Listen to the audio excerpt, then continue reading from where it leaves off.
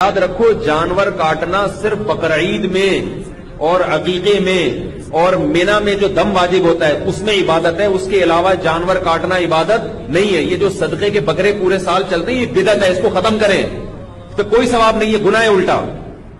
اسلام میں صدقے کے بکرے کا کوئی تصور بولو بھائی نہیں ہے، کہیں بھی نہیں ملتا کہ کسی صحابی نے بکرا کاٹا ہو صدقے میں۔ السلام علیکم ورحمۃ اللہ تعالی وبرکاتہ۔ حامدہ و مصلیہ اما بعد فاعوذ باللہ من الشیطان الرجیم بسم اللہ الرحمن الرحیم۔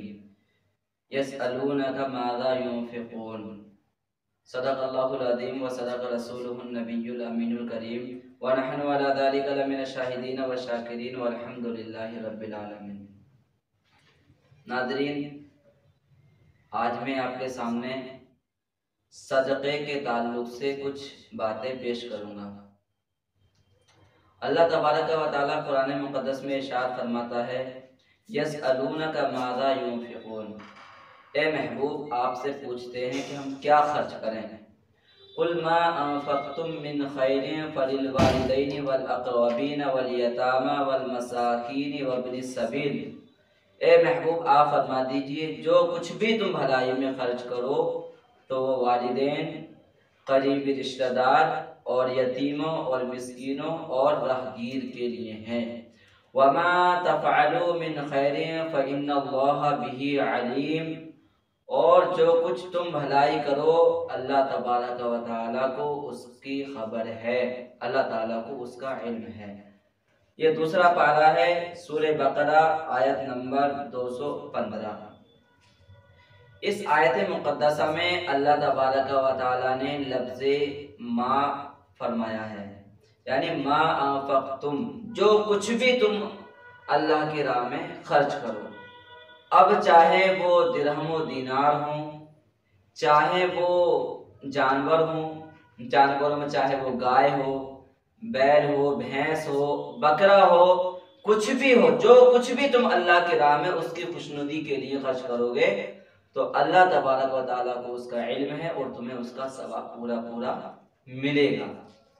یہ آیت مقدسہ اس وقت نازل ہوئی تھی جب حضرت عمرو بن جموح نے، جب آپ بڑھاپے کی حالت میں تھے، پہنچ گئے تھے، تو آپ نے پوچھا تھا کہ مال قلیل خرچ کریں یا کثیر خرچ کریں، تو ان کے جواب میں آیت مقدسہ نازل ہوئی تھی کہ اب تم تھوڑا مال خرچ کرو یا زیادہ مال خرچ کرو، کچھ بھی اللہ کی راہ میں خرچ کرو اللہ تعالیٰ کی خوشنودی کے لیے ہو تو اس میں تمہیں ثواب ملے گا۔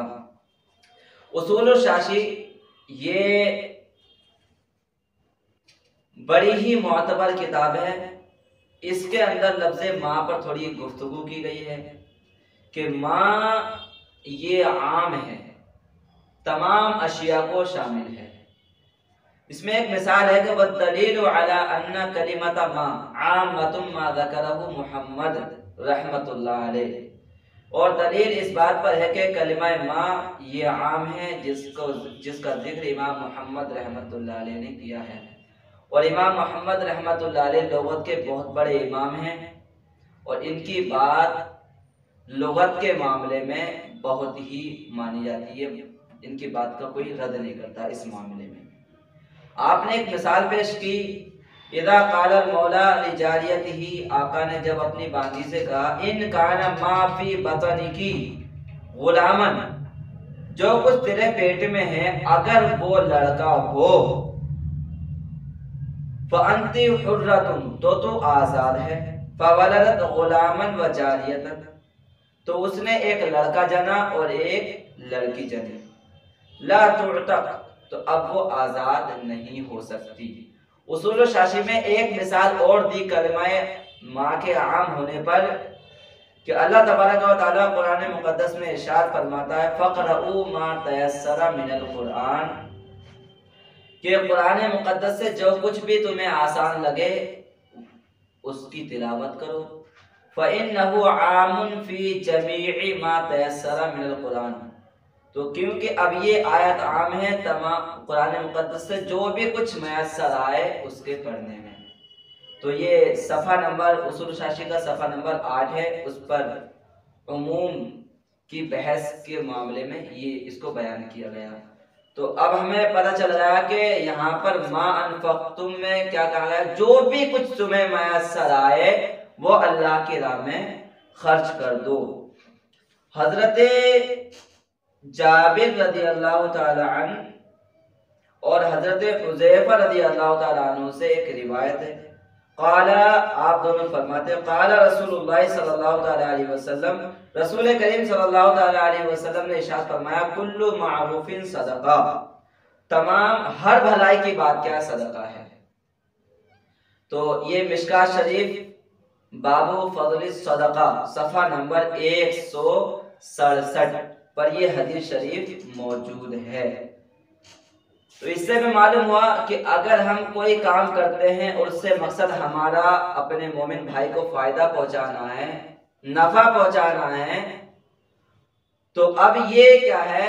بھلائی ہے، اور نفع پہنچانا بھلائی ہے، اور یہ کیا ہے؟ صدقہ ہے، اور صدقے پہ ثواب مرتب ہوتا ہے۔ اسی طریقے سے امام حاکم نے حضرت جابر رضی اللہ تعالیٰ عنہ سے ایک روایت کی ہے، جیسا کہ میں نے آپ سے بتایا کہ ہر وہ کام جس سے اسلامی بھائی کو فائدہ پہنچے وہ صدقہ ہے، اور اس پر ثواب مرتب ہوتا ہے۔ رسول کریم صلی اللہ تعالی علیہ وسلم نے فرمایا، من ذبح لضیف ذبیحۃ کانت فداؤہ من النار، کہ جس کسی نے اپنے بھائی کے لیے کوئی جانور ذبح کیا تو وہ ذبیحہ اس کا فدیہ ہو جائے گا آتش دوزخ سے۔ اب اگر یہاں پر ثواب مرتب نہ ہو تو جہنم سے آزادی کا کوئی مقصد ہی حاصل نہیں ہوتا۔ پتہ چلا کہ اگر اپنے اسلامی بھائی کے لیے ہم کوئی جانور ذبح کریں اور وہ اس کو دیں، اس کو کھلائیں، تو یہ ہمارے لیے نجات کا سبب بن رہا ہے۔ یہ حدیث، اس حدیث کو امام حاکم نے اپنی تاریخ میں حضرت جابر رضی اللہ تعالیٰ عنہ سے روایت کیا۔ در مختار میں ہے، لو ذبح للضیف لا یحرم، اگر کسی نے مہمان کے لیے جانور ذبح کیا تو یہ حرام نہیں ہے، لأنہ سنت الخلیل، کیونکہ یہ تو حضرت ابراہیم علیہ السلام کی سنت ہے، وَإِكْرَامُ الضَّيْفِ إِكْرَامُ اللَّهِ تَعَالَى، اور مہمان کی عزت کرنا، اس کی تعظیم و توقیر کرنا، حقیقتاً اللہ تبارک و تعالیٰ کی تعظیم و توقیر کرنا ہے، تو اس پر کیا ہے؟ ثواب مرتب ہوتا ہے۔ اب اگر کوئی سنت پر عمل کرے تو اس کو ثواب ملتا ہے۔ اب ایک حدیث شریف میں آپ کے سامنے ایسی پیش کرنے جا رہا ہوں جس میں صراحت کے ساتھ لفظ شاد کا ذکر آیا ہے۔ شاد کا معنی ہوتا ہے بکری۔ حضرت عائشہ صدیقہ رضی اللہ تعالی عنہا سے یہ روایت آپ سے مروی ہے، انہم ذبحوا شاتن، کہ صحابہ کرام یا اہل بیت اطہار رضی اللہ تعالی عنہم نے ایک بکری ذبح کی اور اس کا گوشت تقسیم کر دیا۔ فقال النبی صلی اللہ تعالی علیہ وسلم ما بقی منہا، تو سرکار صلی اللہ تعالی علیہ وسلم نے ارشاد فرمایا کہ اس بکری سے کچھ حصہ باقی بچا ہے یا نہیں؟ قالت، تو حضرت عائشہ صدیقہ رضی اللہ تعالی عنہا نے عرض کی، ما بقی منہا الا کتفھا، بکری سے کچھ بھی باقی نہیں رہا بجز اس کے شانہ کے، یعنی صرف اس کا شانہ باقی بچا ہے، باقی سب کا سارا صدقہ کر دیا۔ تو سرکار صلی اللہ تعالی علیہ وسلم نے ارشاد فرمایا، بقیہ کلھا غیر کتفھا، بجز شانہ کے سارے کا سارا باقی رہ گیا۔ اسی کے یہ میں نے جو روایت پیش کی ہے یہ مشکات شریف کے اندر موجود ہے، اور باب فضل الصدقہ، صدقے کی فضیلت کا بیان، اس کے اندر یہ حدیث شریف موجود ہے۔ اسی کا جو حاشیہ ہے، محشی اس میں لکھتے ہیں ایما تصدق فہو باقی، یعنی جو کچھ اللہ کی راہ میں صدقہ کر دیا جائے وہ تو باقی ہے، وما بقی عندکی، اور جو کچھ تمہارے پاس باقی رہ گیا ہے فہو غیر باقی، تو یہ موجود نہیں ہے، باقی نہیں ہے، کیونکہ یہ تو فنا ہو جائے گا۔ اشارتاً الی قولہ تعالی، اس میں اللہ تبارک و تعالیٰ کے اس فرمان کی طرف اشارہ ہے، ما عندکم ینفد، جو کچھ تمہارے پاس ہے وہ ختم ہو جائے گا، فنا ہو جائے گا، وما عند اللہ باق، اور جو کچھ اللہ کے پاس ہے وہ دائمی ہے، ہمیشہ رہنے والا ہے۔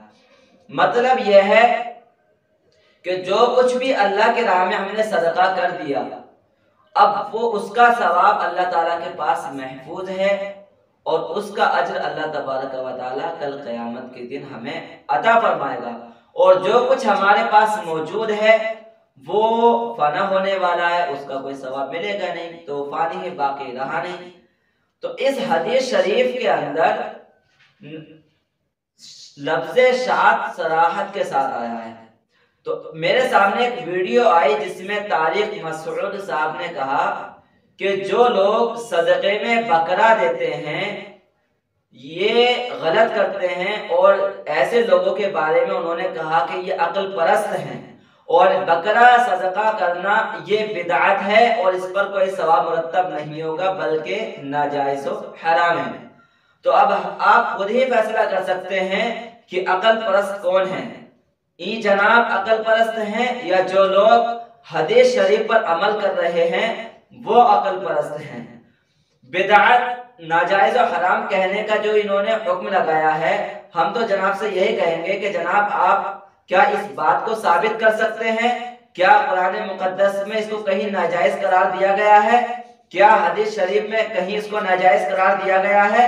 اگر ہے تو آپ پیش کریں، کیونکہ کسی بھی چیز کو ناجائز و حرام کہنے کے لیے اس پر شرعی دلیل درکار ہوتی ہے، اور ہم نے تو آپ کے سامنے یہ بات پیش کر دی کہ نبی کریم صلی اللہ تعالی علیہ وسلم نے تو ان لوگوں کے لیے جو اللہ کی راہ میں بکرا یا بکری صدقہ کریں ان کو خوشخبری اس بات کی دی ہے کہ انہیں ثواب ملے گا، اور جنت میں ان کا ٹھکانہ ہوگا، اور جہنم سے وہ آزاد ہو جائیں گے۔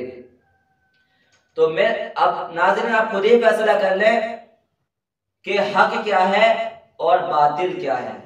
ہم نے آپ کے سامنے یہ ساری روایتیں پیش کی، قرآن مقدس میں بھی صراحت کے ساتھ کہا گیا جو بھی کچھ اللہ کی راہ میں تم صدقہ کرو اللہ تبارک و تعالیٰ کو اس کا علم ہے، اور مستحقین بھی اللہ تبارک و تعالیٰ نے بتا دیا ہمیں کہ ان افراد پر تم صدقہ کر سکتے ہو۔